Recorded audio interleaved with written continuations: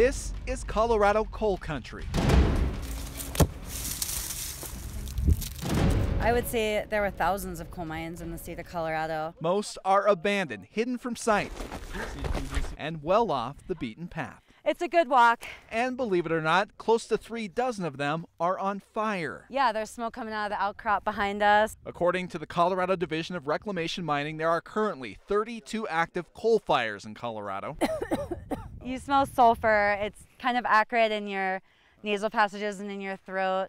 Burns your eyes a little bit. They've been burning for decades, most sparked by spontaneous combustion. Now, you might have some fires that have been going since late 1800s, early 1900s. The state is closely monitoring these fires, especially in a dry year like this one. This is called a FLIR camera. We've seen surface temperatures over 1,000 degrees Fahrenheit. In 2003, this burning coal seam near Glenwood Springs sparked this massive wildfire. The coal seam fire destroyed 29 homes and scorched more than 12,000 acres of land. This one was coal seam. Victor and Lois Gabasi could only watch as the fire raced toward their home. It was just a wall of flame and heading this way. It was just a devastating thought because I was positive my house was gone. Fortunately, the Gabasis dodged a bullet. It came right down to the lower part of this wall. But the state is concerned it could happen again. Some of these coal seams literally run hundreds of miles under the ground. In fact, I'm standing on top of one of those abandoned mines right now that's on fire. This is actually a vent from that mine where you can see the fumes pouring out. That's above ground. This photo shows the inferno burning underground, in some cases just a few feet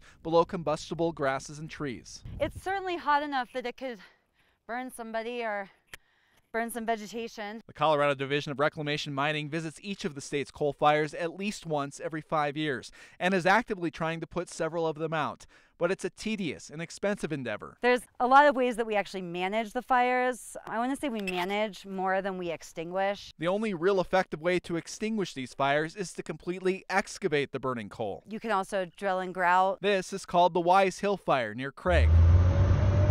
And this video from inside the cab of an excavator shows firsthand how difficult these fires are to put out. Crews have spent 18 months here digging up buckets full of flames. Price tag on this fire is approaching $2 million. But with a forest fire, you have a beginning and an end, and with these, they're kind of perpetual. Back down the highway near Glenwood Springs, excavation isn't an option. It's difficult, if not impossible, to put something like this out without, it could be in the hundreds of millions. You have to take down this whole mountain. And that means this fire will continue to burn, perhaps for centuries. All the state can do is manage it. We actually came in and took out all the vegetation. The fire threat that will likely never be completely snuffed out, an inferno raging right underneath Colorado's forests. This may be the hottest fire that we see. Near Glenwood Springs, Harsha, Fox 31.